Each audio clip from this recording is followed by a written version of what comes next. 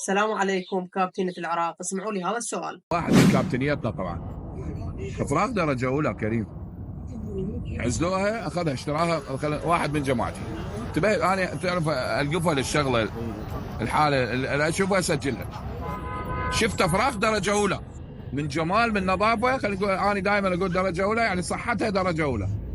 مطحنه مضروبه اوتي، فراخ نظاميه طالعه نظاميه، شايليها نظاميه، ملقحيها نظامي، راسا بين ليله ويوم. طبعا لا، ليله ويوم تصعد مثلا انت تلقى نيوكاسل يتقلبن على روسين وعلى هاي ما تلحق تشيل منهن خلال 3 ايام 4 ايام. انا اريد اعرف السبب، ما مر علي هذا. للفائدة عنوان: كابتن حبيبي، شفت ناس هواي معلقة وكاتبة سبب اللقاح مو زين، واللي سألتهم ما أعطوك الجواب المقنع. تحياتي للكل والكل على راسي. كابتن، لو نجي على اللقاح، احنا نقول اللقاح مو زين او اللقاح اكسباير. لو نجي على اللقاح ولنفترض اللقاح اكسباير، اول ما تلقح الفرخ خلال 5 ايام راح تبين بيه اصابه لو اللقاح مو زين. هاي وحده. السبب ما ذن الافراخ، السبب بالجناي اللي مربي طيور مازق ومطلعهن بيه. هاي الافراخ اللي دا انصاب بسبب بيه، والسبب بنفس الوقت باللي راح ياخذهن يجناهن بالسطح مالته. ابو الزاق راح يلقحن مثلا عمر الطير 25 26 يوم، يعني بعد له 13 يوم وينعزل. بهاي المرحلة ابو الزق راح يلقح. من راح يلقح هو نقول اعطى علاجات الكاملة، خافض الحرارة والفيتامينات بالاكل والاحماض الامينية. من راح ياخذها الجناي السطحة او الكابتن، من راح ياخذها للسطح راح يصعدها ما يعرف بيا تاريخ متلقحة الافراخ. صعدها شافها الطيور ناصحة درجة أولى، نصاحة فول. خلال 4 أيام من يشتغل عندها اللقاح راح تبين بها الإصابة كلش قوية وبين بها الشلل. راح نجي على اللقاح يتلقح مثلا نقول يوم 1 بالشهر. قبل لا يتلقح بيومين راح تعطي خافض حرارة وفيتامينات بالأكل وأحماض أمينية. تحسب 18 يوم تعطي همين خافض حرارة وفيتامينات بالأكل وأحماض أمينية قبل لا يشتغل اللقاح. صحيح هنا الناس كلها تقول اللقاح من يشتغل يقوي المناعة. لا، بس انت حاكيني بيوم اللي راح يشتغل اللقاح عند الفرخ راح تقل المناعة عنده تصير 0. انت لازم شنو مطيه وقاية قبل لا يشتغل عنده اللقاح، مطيه قبلها بيومين خافض حرارة، فيتامينات بالأكل وأحماض أمينية.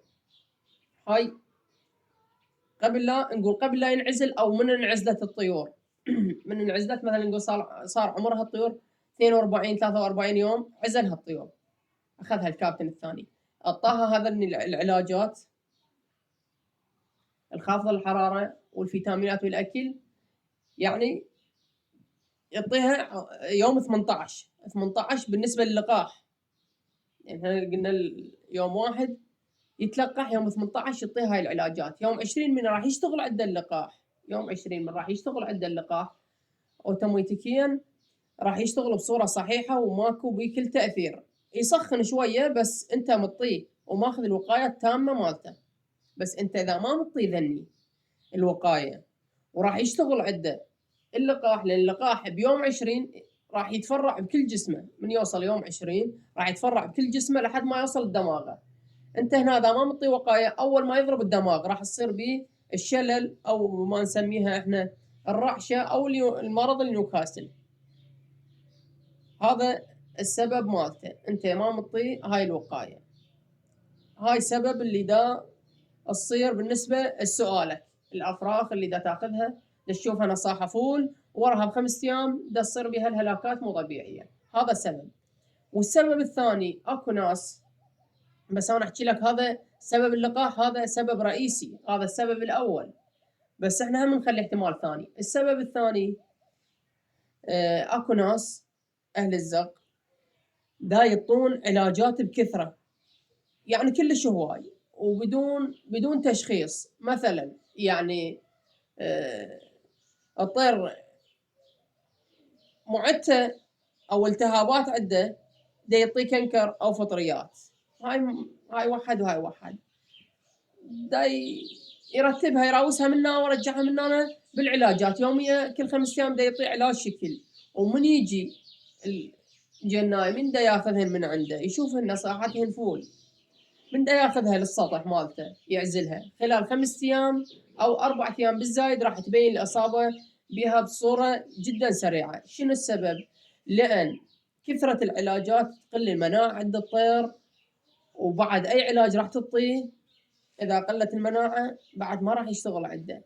بنفس الوقت هو من الطاع علاجات كأنه ما شلون أنت مطيه بلت مال دجاج بس ناخه تشوفه منفوخ، الفرخ منفوخ كلش سمين وجبار، وراها بيومين راح تشوفه يعني ينكس 100% وبصورة جدا سريعة، راح ينكس الفرخ وتصير هلاكات عندك بالجملة.